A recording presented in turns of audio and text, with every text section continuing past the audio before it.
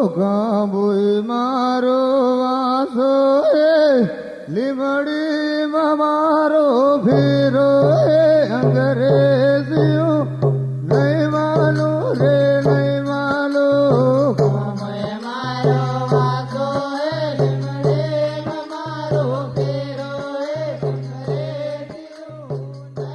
नमस्कार, स्वागत आप सभी का राज्यसभा टीवी में। मैं हूं श्याम सुंदर। मैं भी भारत के इस सफर में हम गुजरात के आदिवासियों को जानने समझने की कोशिश कर रहे हैं और आज हम हैं राजस्थान के बांसवाड़ा और गुजरात के महिसागर जिले की सीमा पर। यहाँ पर हम बात करेंगे भील आदिवासियों की और जानने की कोशिश करेंगे कि अंग्रेज़ों से लड़ाई में भील आदिवासियों का क्या योगदान रहा और ये भी समझने की कोशिश करेंगे कि क्या इतिहास में भील आदिवासियों को वो जगह मिली जो उनकी बनती थी। साथ साथ भील आदिवासियों के जीने का अंदाज, उनके रोजगार के मुद्दे भी चर्चा में होंगे।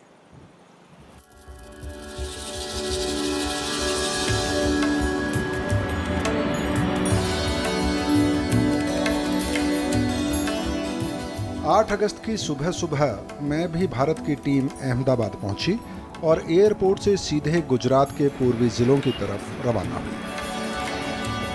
दरअसल अगले दिन यानी 9 अगस्त को विश्व आदिवासी दिवस था और हम इस मौके पर गुजरात और राजस्थान की मानगढ़ पहाड़ी पर पहुंचना चाहते थे। मानगढ़ पहाड़ी का एक हिस्सा गुजरात में है, लेकिन बड़ा हिस्सा राजस्थान में आता है। हम जब गुजरात के इस इलाके में पहुंचे तो लगातार बारिश हो रही थी।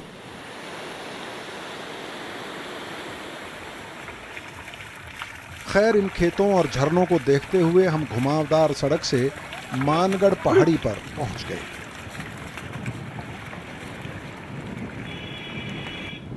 यहां एक तरफ गोविंद गुरु की धुनी है और दूसरी तरफ शहीद स्मारक। ये गुजरात है और ये राजस्थान है। हम पहले गोविंद गुरु की धुनी की तरफ गए।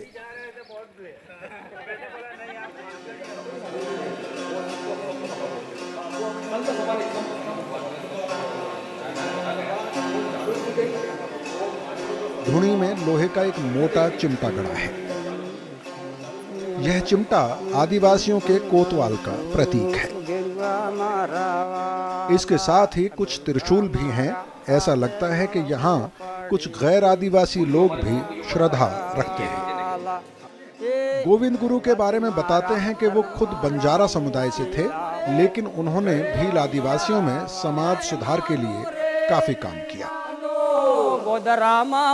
इजाजम है दल्ली मामारी कलम है बुरेटिया नहीं मानो रे नहीं मानो दम को है बुरेटिया नहीं मानो रे मानो धुड़क मारो दम को है जाम्बू मामारी होजी बुरेटिया नहीं मानो रे नहीं मानो। गुरु गोविंद महाराज राजस्थान, गुजरात, मध्य प्रदेश तीनों राज्यों में भीलों को आदिवासियों ने समाज सुधार की बातें बताई। इसके बाद में गुरु गोविंद महाराज 10 साल बाद मानगढ़ धाम पर आने मुकाम किया यहाँ पर और मानगढ़ धाम पर ये ध्वनि जागृत की। इसके बाद में कहते हैं कि सन 1913 में एक दिन इस मानगढ़ पहाड़ी पर हजारों की तादाद में भील आदिवासी जमा हुए और जब भील आदिवासियों के जमा होने की खबर यहाँ के स्थानीय राजाओं को मिली तो वो घबरा उठे, क्योंकि भील आदिवासी उनकी और अंग्रेज़ों की सत्ता को लगातार चुनौती पेश कर रहे थे। इस खबर के मिलने के बाद यहाँ के स्थानीय राजाओं ने अपने आकाओं यानी कि अंग्रेज़ों से मदद मांगी और अंग्रेज़ों ने मानगढ़ पहाड़ी की दोनों तरफ की पहाड़ियों पर तोप लगाई, उनसे गोले बरसाए और राइफलों से आदिवासियों के ऊपर हमला किया। कहते हैं कि इस हमले में कम से कम 1500 भील आदिवासियों की जान चली गई। हालांकि इस संख्या को लेकर मतभेद हैं, लेकिन मानगढ़ में भील आदिवासियों के संघर्ष की इस घटना को साबित करने के लिए पर्याप्त साक्ष्य मौजूद हैं। मारो वासो लिमड़ी मारो फिरो अंग्रेजियों नहीं मानो रे नहीं मानो कामय मारो वासो लिमड़े मारो फिरो अंग्रेजियों नहीं मानो रे नहीं मानो कामय मारो वासो लिमड़े मारो फिरो अंग्रेजियों नहीं मानो रे नहीं मानो कामय मारो वासो लिमड़े मारो फिरो अंग्रेजियों। मानगढ़ का इतिहास 1981 से लगा करके 17 नवंबर 1913 तक का इतिहास ढूंढ करके दिल्ली के राष्ट्रीय अभिलेखागार से निकाल के लाए। इसके बाद में पूरे राजनीतिक लोगों का और अदर धर्मों का, जो दूसरे धर्म के लोग हैं, उनकी निगाहें मानगढ़ पर लगी।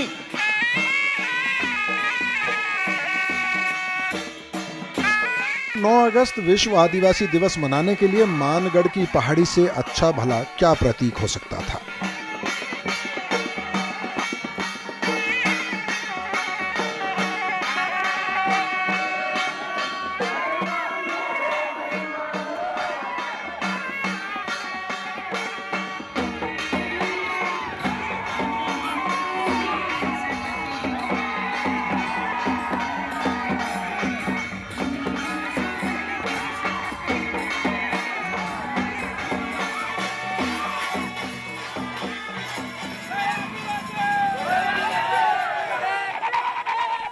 लगातार बारिश के बावजूद गुजरात, राजस्थान और मध्य प्रदेश से हजारों आदिवासी मानगढ़ पहाड़ी पर पहुंचे।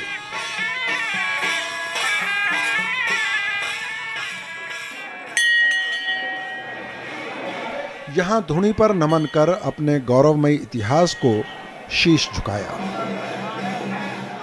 भील आदिवासियों के इस संघर्ष को देश के इतिहास में सही तरह से दर्ज ना करने पर कुछ शिकायतें भी सुनने को मिली।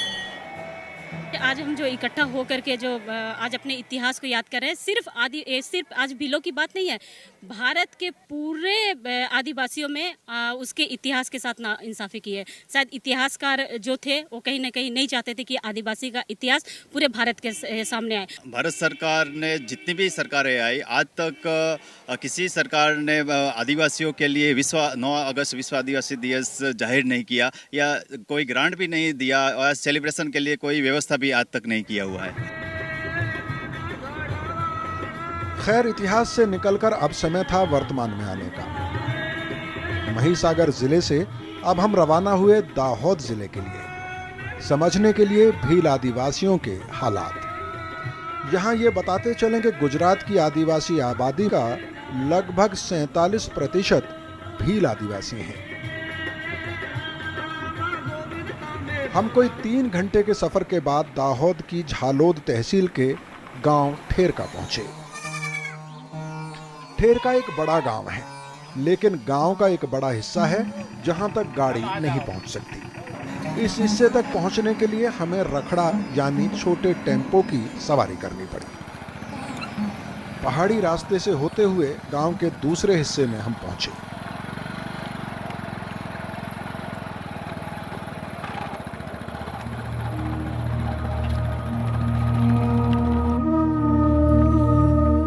यहां पर भी घर की छत खपरेल की है, लेकिन बाकी जिलों से अलग घरों की दीवारें पत्थरों की कित्तलों से बनी हैं।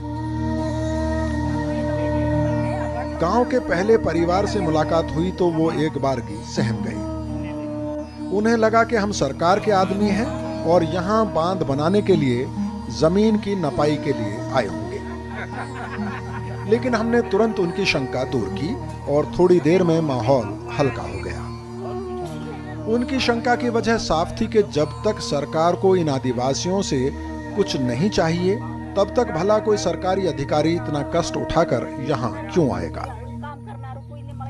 भील आदिवासी अपने खेत के बीच में ही अपना घर बनाते हैं, लेकिन खेतों में एक ही फसल हो पाती है, पानी की भारी कमी है। बरसात का मौसम उन्हें साल भर के लिए मक्का दे जाता है। उसके बाद ज्यादातर परिवार गांव छोड़कर मजदूरी के लिए चले जाते हैं। 12મી પાસે એ બી ખેતી કરે ને ગુજરાતમાં જ સાવ અમારા ગામ ગુજરાત આપણી જ ગણાય પણ નહીં કડજા કામ કરે મજૂરી કરે પછી ત્યાં પાડે ઘેર પૈસા મોકલે બીજું गुजरात चले जाते हैं मजदूरी करने के। હા तो आप ये भी तो गुजराती है जहाँ पे आप। ગુજરાત છે પણ અહીં કામ ચાલતા નહીં ને। गर्मियों में हालत ये होती है कि खेतों के लिए तो छोड़िए, पीने का पानी नसीब नहीं होता। क्या क्या फसल बोते हो आप यहाँ पे? ફસલ તો મકાઈ પાકે ઈયો हाँ પછી આ ડીમનું પાણી મળે કદાચ ડીમ ભરાય हाँ। તે ઈનાળું પાકે અને ડીમ નહીં ભરાય તો પાણી અમર નહીં મળે નહીં પાકે। इस बार डैम में पानी भरा है? पानी भराय पर ओछा है कम है हाँ। तो दूसरी फसल नहीं होगी? हैं आप जो ડીમ નહીં ભરાય हाँ। તે આપણે પીવા પાણી આપે કે અહીં ખેતીમાં આપે નહીં આપે એવું पीने का पानी नहीं मिलता तो खेती हैं कहाँ से? પછી અહીં ખેતીમાં કોણ આપે એવું कहाँ से लाते हो पीने का पानी फिर? પછી આ કૂવા કાઢે ને ખાડા કરે એવું કરીને લાવે ફોકાવ લાવે खड्डा करके गड्ढा खोद के હા पीने का पानी। તો એના પાણી અમારે તકલીફ બહુ છે સાહેબ। गुजरात सरकार की तरफ से पहाड़ी और कम पानी वाले इलाकों में ड्रिप इरिगेशन के लिए रियायत दी जाती है, लेकिन निगरानी की कमी की वजह से इस योजना का फायदा सिर्फ बड़े किसानों को ही मिलता है। मजदूरी के लिए पलायन का असर शिक्षा पर भी पड़ता है। पूरा परिवार गांव छोड़कर जाता है तो बच्चों का स्कूल भी छूट जाता है। जनगणना के आंकड़ों के हिसाब से 2001 से 2011 के बीच गुजरात में आदिवासी साक्षरता दर में करीब 15% का सुधार हुआ। फिलहाल ये दर है 62%। हालांकि सरकारी मदद से कई गैर सरकारी संस्थाएं शिक्षा के क्षेत्र में काम कर रही हैं, लेकिन दूर दराज के आदिवासी इलाकों में इन स्कूलों में शिक्षा के नाम पर खाना पूर्ति नजर आती है। हम लोग अरावली जिले के एक स्कूल में पहुंचे तो 3 में से एक ही अध्यापिका मौजूद थी।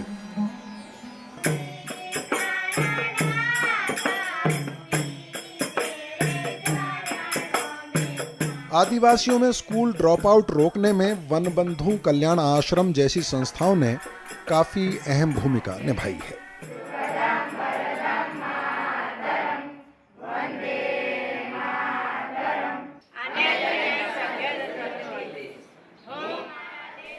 इन संस्थाओं को सरकार की तरफ से रिहायशी स्कूल चलाने के लिए धन मुहैया कराया जाता है। बहुत ड्रॉप आउट रेशियो ज़्यादा था, लेकिन सरकार ने इतना बढ़िया प्रयत्न किया है कि अब ये ड्रॉप आउट रेशियो बहुत ही कम हो गया है और यहाँ के बच्चे बहुत सारी इवेंट्स, यानी अभी जो बात करें कि सब जगह पे बहुत अच्छी तरीके से आगे बढ़ रही है। हालांकि इन स्कूलों की सख्त आलोचना भी होती है। आलोचना ये है कि ये स्कूल सरकारी खर्च पर आदिवासियों पर एक खास संस्कृति थोप रहे हैं। इनकी आदिवासी पहचान को मिटाकर इन्हें नई पहचान देने की कोशिश हो रही है।